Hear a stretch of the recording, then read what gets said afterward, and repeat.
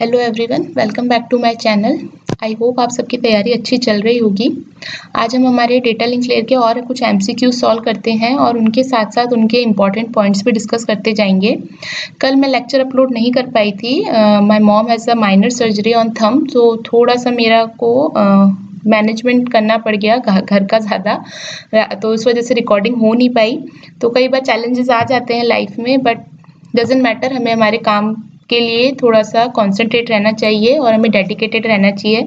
और यही सजेशन मैं आप लोगों को भी देना चाहती हूँ कि कई बार होता है कि प्रॉब्लम्स थोड़ी ऐसी आ जाती हैं जो कि आप इग्नोर नहीं कर सकते। कुछ चैलेंजेस ऐसे आ जाते हैं हमारी पढ़ाई के साथ साथ, हमारी प्रिपरेशन के साथ साथ, जिनको इग्नोर नहीं किया जा सकता।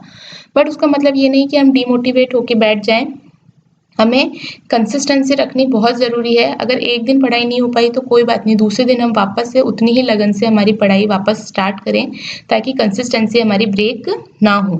तो इसलिए आज मुझे थोड़ा समय मिल गया तो मैंने सोचा कि एक बना देती हूँ एमसीक्यूज़ के लिए लेक्चर, ताकि कि आप लोगों की थोड़ी और प्रैक्टिस हो जाए क्वेश्चंस को लेके। तो आइए आज और कुछ क्वेश्चन सॉल्व करते हैं हमारे डेटा लिंक लेयर के। तो देखिए, फर्स्ट क्वेश्चन है हमारा, which one of the following statement is false. ठीक है, ये जो कुछ स्टेटमेंट्स दे रखी है इसमें से हमें फॉल्स स्टेटमेंट आइडेंटिफाई करनी है। फर्स्ट है, packet switching leads to better utilization of bandwidth resources than circuit switching. Second is, packet switching results in less variation in delay than circuit switching. Next is your packet switching requires more per packet processing than circuit switching. And last is your packet switching can lead to reordering unlike in circuit switching. चार statements दे रखी हैं।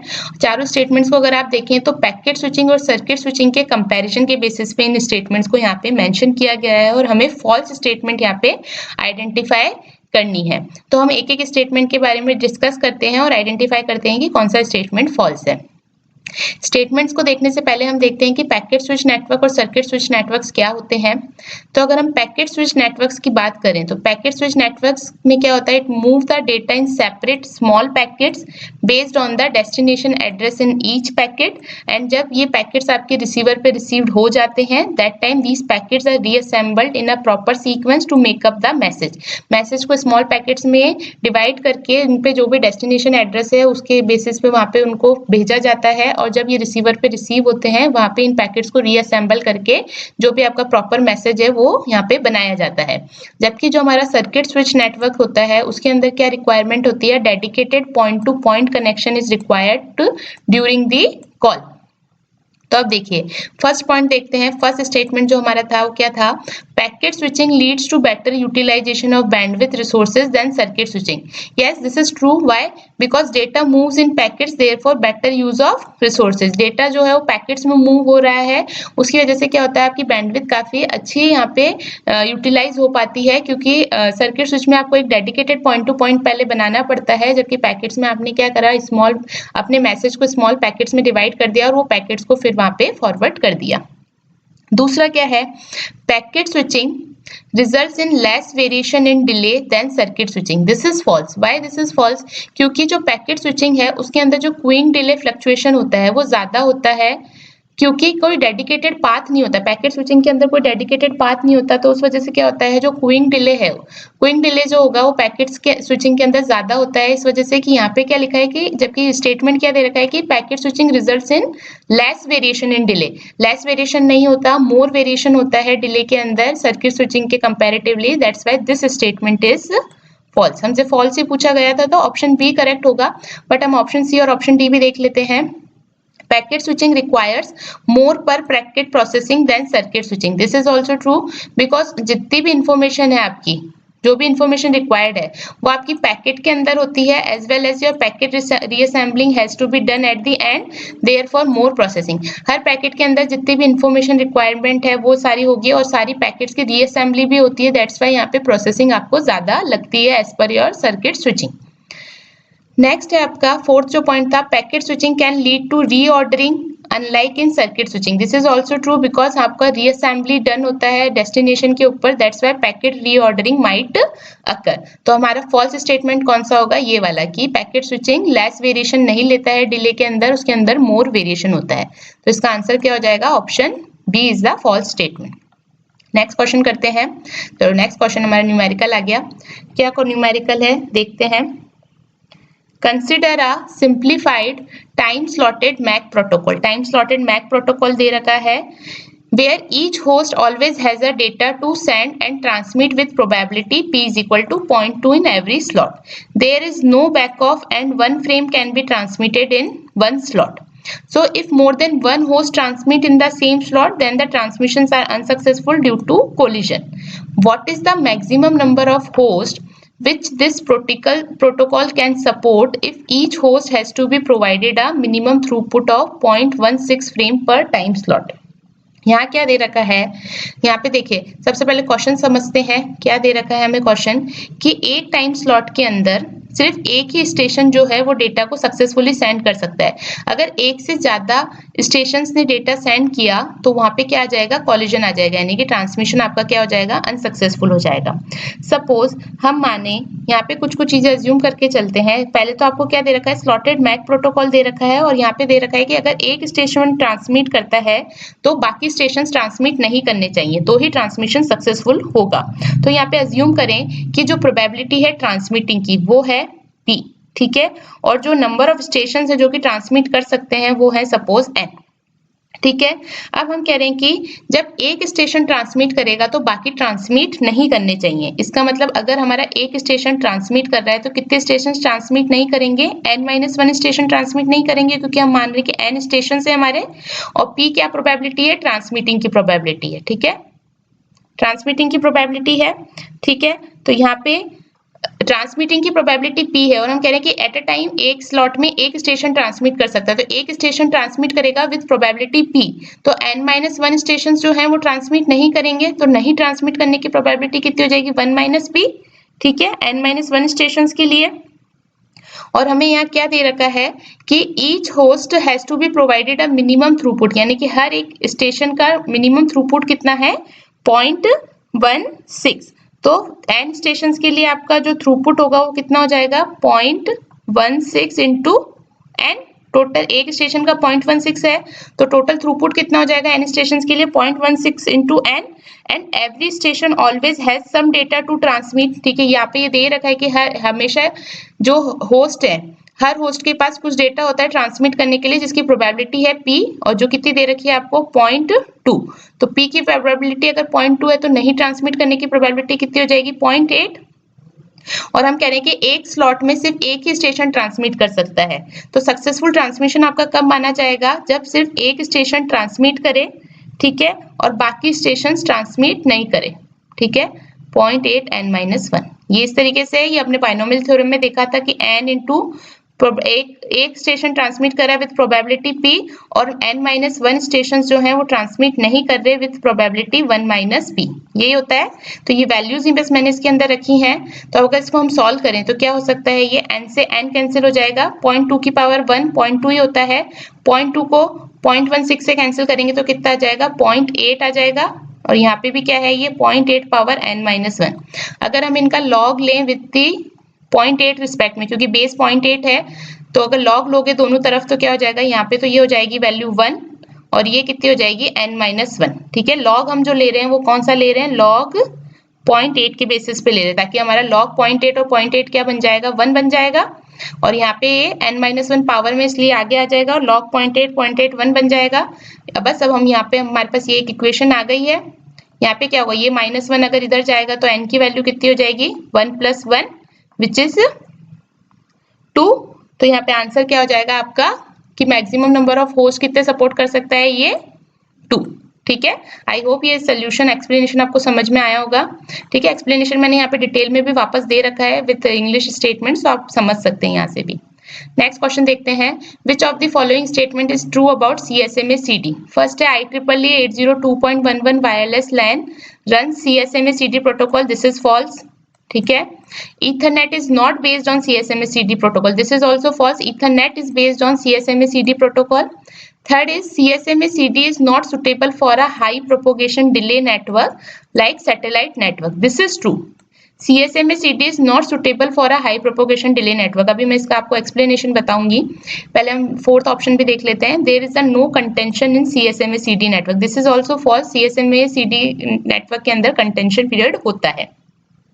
अब देखिए third option true क्यों है, CSMA-CD का क्या protocol कहलाता है? That it requires that sender should be transmitting at least till the first bit reaches the receiver. इसका मतलब क्या है? अगर यहाँ पे कोई सेंडर है और यहाँ एक है रिसीवर, यहाँ पे CSMA-CD क्या कहता है? CSMA-CD कहता है कि sender should continue its transmitting, कब तक? जब तक कि जो फर्स्ट बिट है वो रिसीवर तक नहीं पहुंच जाए। ठीक है, जब तक फर्स्ट बिट रिसीवर तक नहीं पहुंच जाती तब तक सेंडर को जो है अपना ट्रांसमिशन कंटिन्यू रखना चाहिए। ठीक है, अब इस केस में सपोज करो अगर प्रोपोगेशन डिले, ठीक है, ये क्यों होता है? ये वाली जो पहली बात है, ये सिचुएशन क्यों होती है? ताकि कि अगर कोई ये कोलिजन को डिटेक्ट कर सके, अगर कोई कोलिजन आ रहा है तो वो डिटेक्ट कर सके। इस वजह से ये जो पॉसिबिलिटी है, ये जो यहाँ पे प्रॉपर्टी है, ये फॉलो करता है CSMA-CD।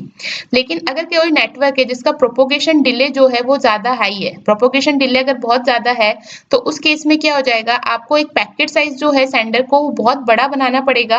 ठीक है, सेंडर को पैकेट साइज बहुत बड़ा बनाना पड़ेगा, तो वो कई बार क्या होता है कि फिजिबली नहीं होगा बड़े डिस्टेंस के लिए, क्योंकि डिस्टेंस बहुत ज्यादा होगा तो सेंडर को कब तक ट्रांसमिट करता रहना होगा? जब तक कि रिसीवर के पास फर्स्ट बिट ना पहुंच जाए। और हम कह रहे हैं प्रोपोगेशन डिले ज्यादा है, यानी कि अगर डिस्टेंस बहुत ज्यादा है तो यानी कि सेंडर को एटलीस्ट अपना पैकेट साइज क्या करना पड़ेगा? बहुत ज्यादा बड़ा बना के रखना पड़ेगा, जो कि एक तरीके से फिजिबल नहीं होता है। दैट्स वाई हम कहते हैं कि जो CSMA-CD है वो हाई प्रोपोगेशन डिले के लिए सुटेबल नहीं माना जाता। चलिए नेक्स्ट क्वेश्चन करते हैं। Which of the following statement is false regarding a bridge? तो ब्रिज एक नेटवर्किंग डिवाइसेस होती हैं, हमने पढ़ा था। तो सबसे पहले हम ये स्टेटमेंट्स देखते हैं और हम आइडेंटिफाई करते हैं कि कौन सी स्टेटमेंट फॉल्स है। फर्स्ट है bridge is a layer 2 device. Second option is bridge reduces collision domain. Third is bridge is used to connect two or more LAN segments. And fourth is bridge reduces broadcast domain. आइए one by one सारे points देखते हैं। First है कि bridge is a layer 2 device. This is true. Bridge हमारा जो है data link layer पे वर्क करता है, ये ट्रू है। ठीक है, ये ब्रिज जो है वो किस लिए यूज होता है? To connect two separate Ethernet networks into a one extended Ethernet, and Ethernet works on data link layers. That's why bridge is also works on data link layer, and data link layer is a layer 2 device. ठीक है, data link layer is a layer 2 device. So this is true for bridge. Second है bridge reduces the collision domain. ये भी true है। क्यों? Bridge जो होता है वो क्या होता है? A bridge is a two interface device that creates two collision domain since it forwards the traffic it receives from one interface only to the interface where the destination layer 2 device is connected to.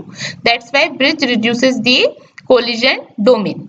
Third point है bridge is use to connect two और more land segment. ये तो इसका खुद का जो property, इसकी जो डेफिनेशन है वो ही है, तो ये तो ट्रू है ही। ठीक है, लास्ट है आपका bridge reduces the broadcast domain. तो देखो ये फॉल्स है। ब्रिज जो है कॉलिजन डोमेन को रिड्यूस करता है बट ब्रॉडकास्ट डोमेन को रिड्यूस नहीं करता। So this is a false statement, और हमें फॉल्स स्टेटमेंट ही आइडेंटिफाई करनी थी, तो क्या हो जाएगी? D is the correct option. Question number 3, next question देखते हैं। आई थिंक क्वेश्चन नंबर 4 है ये। Network with CSMA-CD protocol in the MAC layer is running at 1 Gbps over a 1 kilometer cable with no repeaters. The signal speed in the cable is 2 into 10 to the power 8 meter per second. The minimum frame size for this network should be. देखो ये questions कितनी बार आते हैं, जितनी बार हम कोई भी नई MCQ प्लेलिस्ट के अंदर जो भी लेक्चर डिस्कस करते हैं, हर लेक्चर के अंदर ये क्वेश्चन आता है। तो ये क्वेश्चन बहुत इंपॉर्टेंट और ये क्वेश्चन इजी भी बहुत होते हैं। देखो यहाँ क्या दे रखा है आपको? CSMA-CD प्रोटोकॉल दे रखा है। CSMA-CD प्रोटोकॉल के केस में अब तो आई थिंक आप लोगों को ये याद ही हो गई होगी बात की transmission time is greater than equal to 2 into your propagation time. Transmission time का फॉर्मूला क्या होता है हमारा? Frame size divided by your bandwidth greater than equal to 2 into propagation time क्या होता है? Distance divided by velocity. Frame size हमसे पूछा गया है, ठीक है। बैंडविड्थ हमें कितनी दे रखी है यहाँ पे? 1 Gbps, ठीक है। तो फ्रेम साइज 1 Gbps को हम कैसे लिख सकते हैं? 1 into 10 to the power 9 greater than equal to 2 into डिस्टेंस हमें कितनी दे रखी है? 1 किलोमीटर। तो 1 किलोमीटर कितना हो जाएगा? 1 into 10 to the power 3 divided by velocity हमें दे रखी है 2 into 10 to the power 8, ठीक है। अभी ये बिट्स के अंदर ही चल रहा है सब कुछ, अभी हमने बाइट वाइट कुछ नहीं किया है। तो देखो 2 से 2 कैंसिल हो जाएगा, 10 to the power 9 से 10 to the power 8 कैंसिल करेंगे तो यहाँ पे 10 बचेगा। तो फ्रेम साइज क्या हो जाएगा? Greater than equal to 10 to the power 4।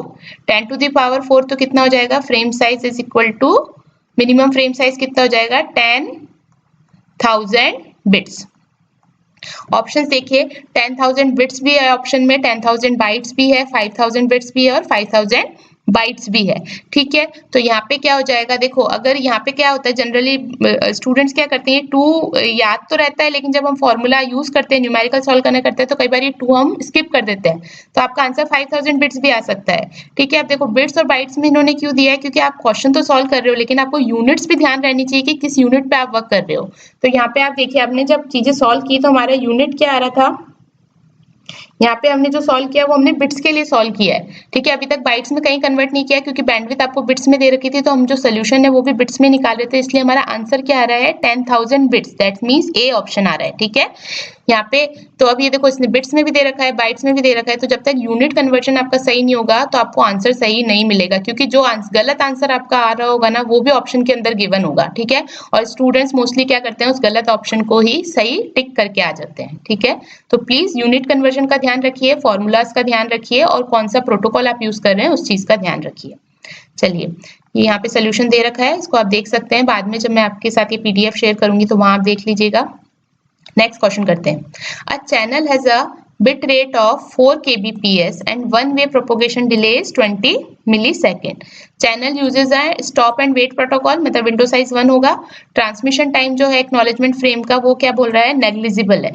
To get a channel efficiency at least 50% the minimum frame size should be। ठीक है, एफिशिएंसी दे रखी है हमको और मिनिमम फ्रेम साइज हमसे यहाँ पे पूछा गया है। तो सबसे पहले देखो जो जो वैल्यूज दे रखी हैं, हमें पता है कि एफिशिएंसी जो होती है, एफिशिएंसी का फॉर्मूला क्या होता है आपका, सबसे पहले हम एफिशिएंसी का फॉर्मूला लिखते हैं। एफिशिएंसी को हम लेते हैं ईटा से, efficiency is equal to transmission time upon transmission time plus 2 into propagation time होता है। ठीक है, अब हमें क्या क्या वैल्यूज दे रखी है, हमें एफिशिएंसी दे रखी है कि हमारी एफिशिएंसी है 50%। ठीक है, 50% हमारी एफिशिएंसी है, इसको हम कैसे लिख सकते हैं, 0.5 लिख सकते हैं।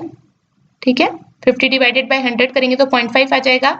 नेक्स्ट है ट्रांसमिशन टाइम, ट्रांसमिशन टाइम होता है आपका फ्रेम साइज अपॉन बैंडविड्थ। ठीक है, फ्रेम साइज हमें आइडेंटिफाई करना है और बैंडविड्थ हमें कितनी दे रखी है, 4 kbps। ठीक है, और प्रोपोगेशन टाइम जो होता है वो हमारा क्या होता है, डिस्टेंस अपॉन वेलोसिटी, और यहाँ पे लेकिन प्रोपोगेशन डिले आपको डायरेक्टली दे रखा है, कितना है, 20 मिली सेकेंड। तो हमें सारी वैल्यूज गिवन है, बस हमें फ्रेम साइज नहीं पता, तो ये वैल्यूज हम इसमें रख लेंगे। तो देखो कितना हो जाएगा, 0.5 is equal to frame size divided by bandwidth कितनी है, 4 इंटू kbps को हम 10 टू द पावर 3 लिख सकते हैं। यहाँ पे भी क्या हो जाएगा, frame size upon 4 into 10 to the power 3 plus 2 into 20 millisecond को हम क्या लिख सकते हैं, 10 to the power -3।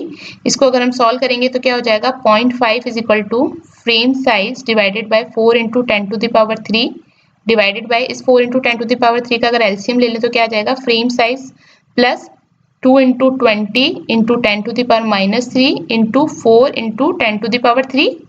Yes, LCM से ये ऊपर चला जाएगा and divided by 4 into 10 to the power 3। ये 4 इंटू 10 टू द पावर 3 और ये 4 into 10 to the power 3 cancel हो जाएगा, तो हमारे पास क्या आ जाएगा, frame size divided by frame size plus, देखो यहाँ पे भी इसको सॉल्व कर सकते हैं, 10 टू द पावर -3 से 10 टू द पावर 3 कैंसिल हो जाएगा, 2 2 जा 4 एंड 4 4 जा 16, तो फ्रेम से यहाँ पे क्या आ जाएगा, 160 आ जाएगा। ठीक है, और ये 0.5 है ही, तो यहाँ पे इसको कैसे लिख सकते हैं, मैं यहाँ करके बता देती हूँ आपको सॉल्व। ठीक है, 0.5 को 1/2 लिखा जा सकता है। ठीक है, तो 1/2 is equal to frame size upon frame size plus 160, इसको क्रॉस मल्टीप्लाई कर लेंगे तो यहाँ क्या आ जाएगा, 2 frame size is equal to frame size plus 160।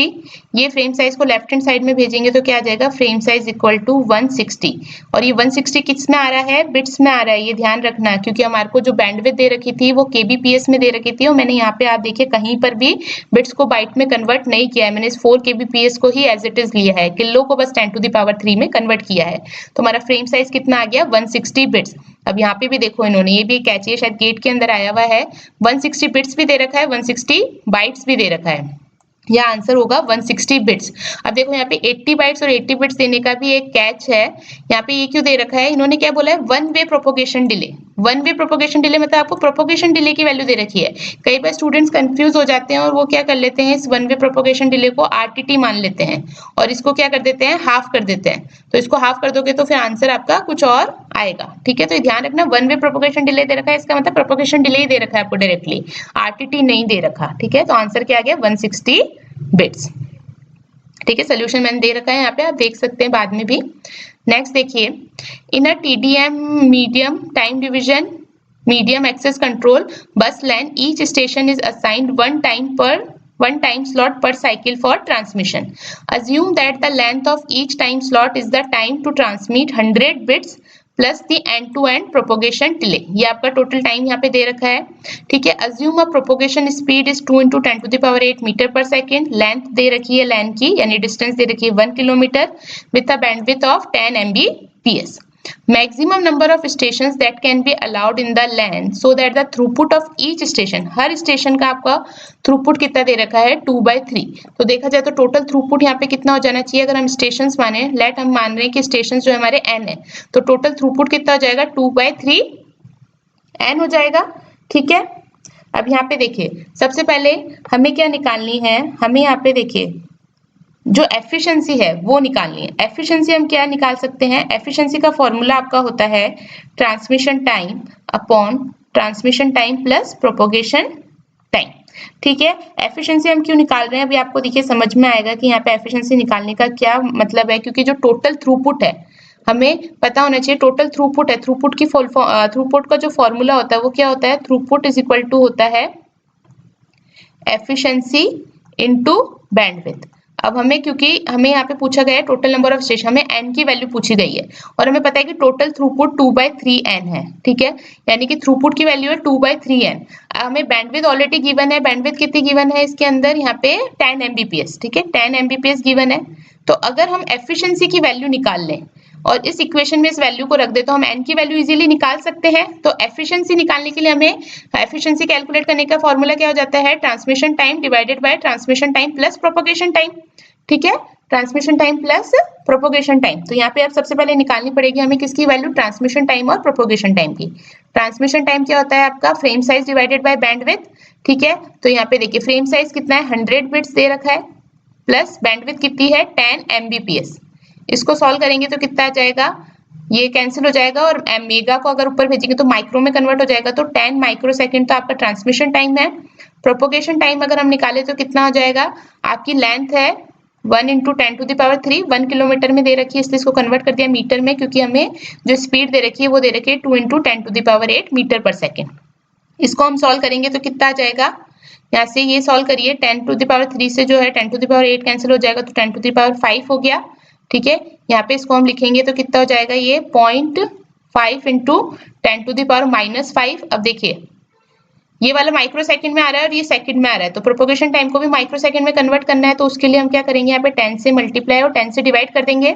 तो ये जो 10 से डिवाइड है ये तो इसके साथ मर्ज होके 10⁻⁻6 बन जाएगा और 0.5 जो होगा वो 10 से मल्टीप्लाई होके क्या आ जाएगा 5, और ये जो 10⁻⁻5 है ये एज इट इज रहेगा और ये 10 ऊपर आ जाएगा तो ये 10⁻⁻1 हो जाएगा। -5 और -1 कितने हो जाएंगे, -6, तो ये कितना हो जाएगा 5 × 10⁻⁻6, जिसको हम क्या बोल सकते हैं 5 माइक्रो सेकेंड, ठीक है। यहाँ तक समझ आया। अब इसको मैं थोड़ा सा इरेज कर देती हूँ, ठीक है।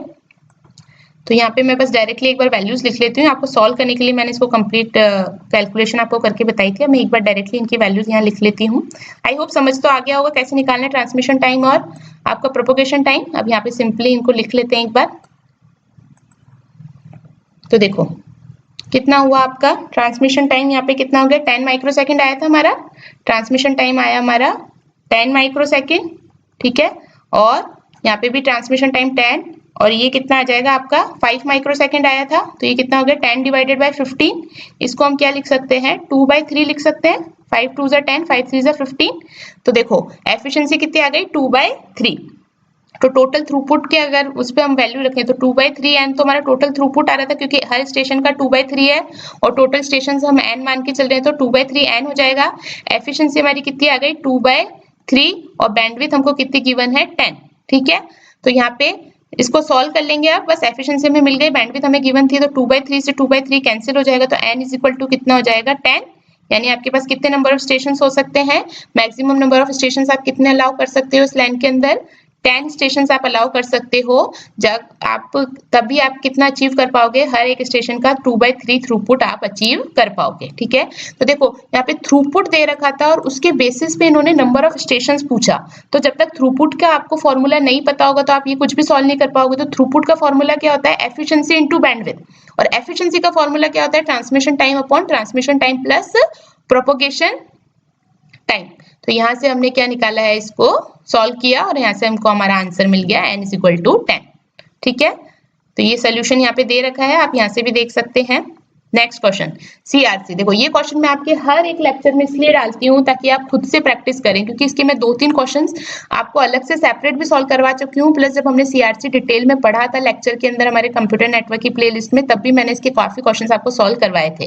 ठीक है, ये क्वेश्चन अभी भी आपको खुद ही सॉल्व करना है। ये बार बार मैं आपको होमवर्क एक्टिविटी में इसलिए देती हूँ क्योंकि इस क्वेश्चन के आने के चांसेस काफी ज्यादा होते हैं, और आप जब तक खुद, मैं अभी करके भी बता दूंगी तो आपको अभी समझ आ जाएगा, बट आप जब तक खुद से सॉल्व नहीं करोगे तब तक समझ में नहीं आएगा। तो यहाँ पे बस मैं आपको बता देती हूँ। यहाँ देखिए मैसेज क्या गिवन है, मैसेज आपको गिवन है 10100011101, और आपको जो पॉलिनोमियल गिवन है, देखो पॉलिनोमियल यहाँ पे बहुत बड़ा है, x⁴ plus x⁴ plus x² plus 1।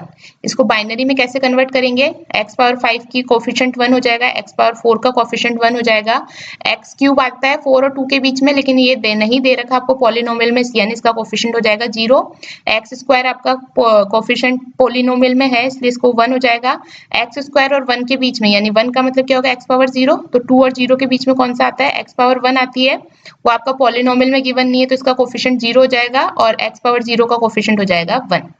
ये आपका क्या हो जाएगा, डिविजर हो जाएगा। ठीक है, तो ये डिविजर आपका आ जाएगा यहाँ पे 1 1 0 1 0 1। अब यहाँ पे रिडंडेंट बिट्स कितनी ऐड होंगी, जो पॉलिनोमियल की हाईएस्ट डिग्री होती है यानी कि 5, तो यहाँ पे 5 आपके जीरोस ऐड हो जाएंगे, 2 3 4 और 5। ठीक है, या तो 5 इस तरीके से ले लो, या फिर जो बाइनरी बिट्स होती हैं, जितनी नंबर ऑफ बाइनरी बिट्स आती हैं उसमें से आप -1 कर दो, यानी कि 1 2 3 4 5 6 6 -1, यानी कि कितने जीरोस ऐड हो जाएंगे, 5 जीरोस। ठीक है, इस तरीके से भी निकाल सकते हो, और पॉलिनोमियल दे रखा है तो उसकी हाईएस्ट डिग्री से भी निकाल सकते हो। बस अब यहाँ पे आपको क्या करना है, ये निकलने के बाद यहाँ पे आपको इसका परफॉर्म करना है CRC। ठीक है, और जो भी आपका रिमाइंडर आएगा उसको आप फिर क्या कर दोगे, जो 5 रिडंडेंट बिट्स है यहाँ पे इसको ऐड कर देंगे। ठीक है, यहाँ पे ध्यान होना चाहिए, यहाँ पे जब भी कोई वैल्यू लेते हैं तो वो उसका एक्सॉर करते हैं, यानी कि क्या हो जाएगा 1 1 0 1 0 1। इसको क्या परफॉर्म करोगे, एक्सॉर। एक्सॉर क्या होता है, इनइक्वालिटी ऑपरेटर होता है, 1 1 पे 0 0 1 पे 1 1 0 पे 1 0 1 पे 1 0 0 पे 0 और 0 1 पे 1। 5 बिट्स बची। ठीक है, तो एक बिट आप यहाँ से नीचे कैरी कर लेंगे। ठीक है, और फिर वापस से एक्सॉर परफॉर्म करते जाएंगे और यहाँ पे आपका आंसर आ जाएगा। ठीक है, आंसर चलो मैं इसका बता देती हूँ, इसका आंसर आएगा 0 1 1 0। ठीक है, बट आई वांट कि आप सबसे पहले खुद से प्रैक्टिस करें और फिर इसके आंसर को यहाँ पे सोल्यूशन इसका देखें। ठीक है, यहाँ सोल्यूशन मैंने दे रखा है हालांकि, बट प्लीज आप पहले खुद से सॉल्व कीजिए और फिर इस सोल्यूशन को देखिएगा। ठीक है, इसके बाद है नेक्स्ट क्वेश्चन। नेक्स्ट क्वेश्चन देखो क्या है, a sender uses the stop and wait ARQ protocol for reliable transmission of frames. Frames are of size 1000 bytes and the transmission rate at the sender is 8 kbps. Size of an acknowledgement is 100 bytes and the transmission rate at the receiver is 8 kbps. The one-way propagation delay is 100 millisecond. Now assume no frame is lost. तो हमें क्या find out करना है, sender का throughput find out करना है। तो देखिए ये क्वेश्चन मैं आपको समझाती हूँ, इस क्वेश्चन की मैं आपको सारी पॉइंट्स बता दूंगी, लेकिन इस क्वेश्चन का आंसर मुझे आप लोग कमेंट बॉक्स में बताएंगे। हमें क्या निकालना है, सेंडर का थ्रूपुट निकालना है। ठीक है, सेंडर का थ्रूपुट जो होता है वो क्या होता है, जो डेटा का साइज है। ठीक है, यहाँ पे जो डेटा का साइज है, ठीक है, बहुत अलग अलग टाइप के फॉर्मूलेज बनते हैं। देखो एक हमने पढ़ा अभी एफिशिएंसी इनटू बैंडविड्थ था, दूसरा क्या होता है data size divided by your total time. ठीक है, अब देखो यहाँ पे जो टोटल टाइम है ना, हमें पता है टोटल टाइम क्या होता है।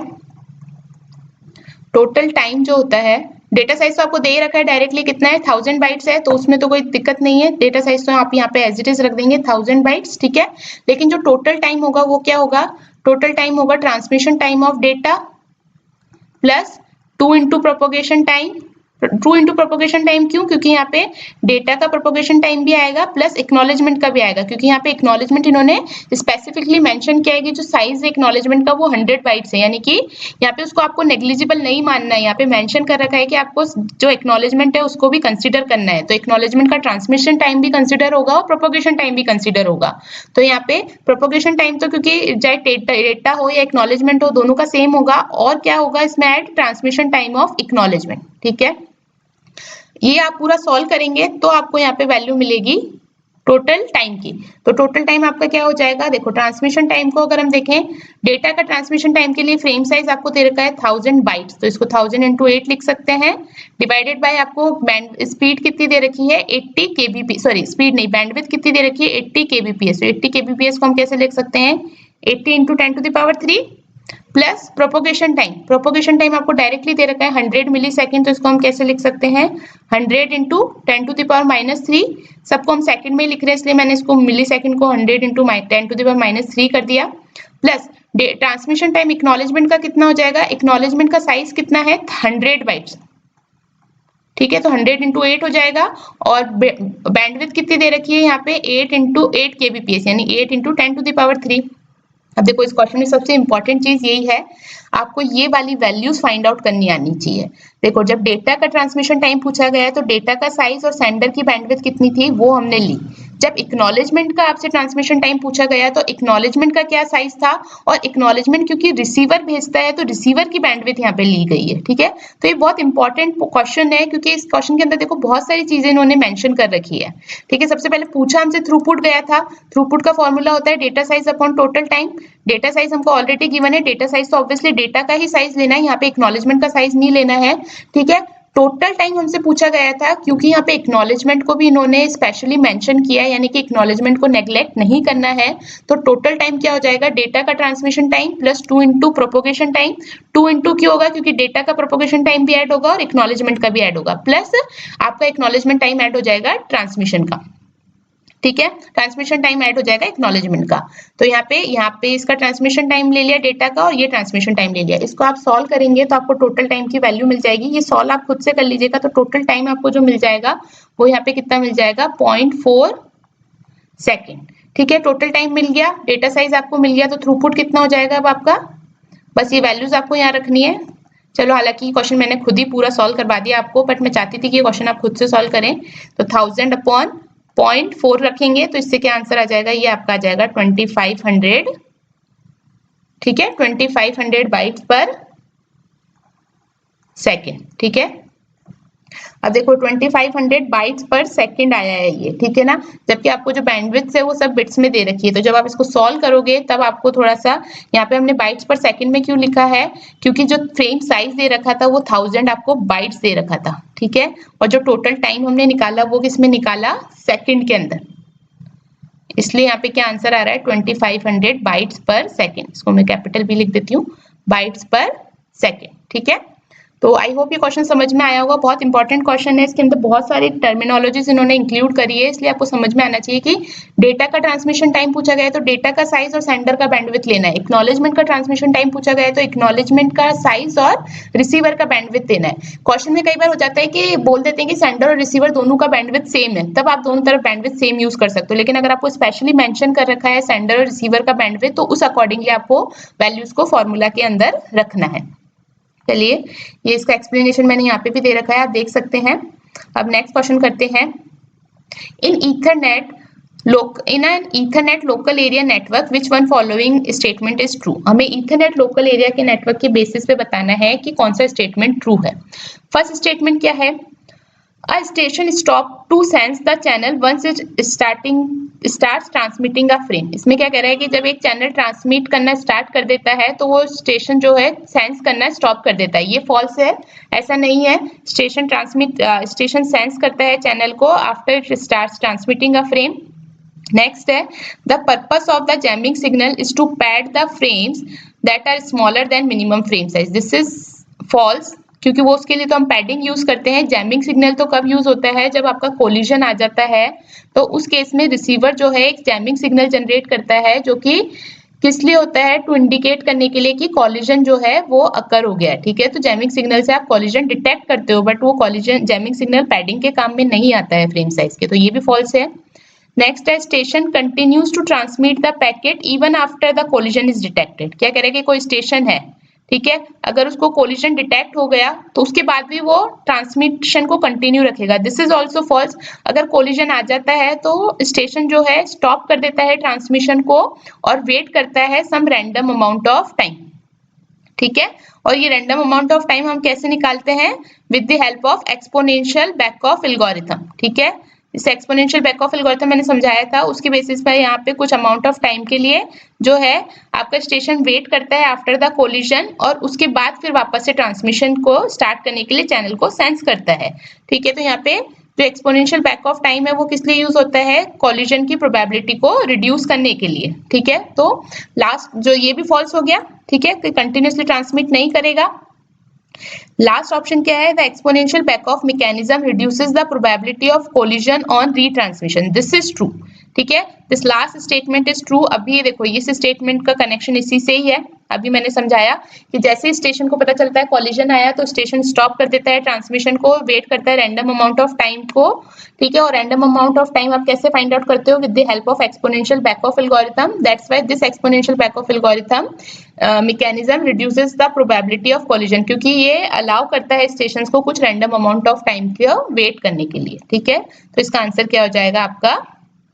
लास्ट ऑप्शन इज ट्रू, ठीक है।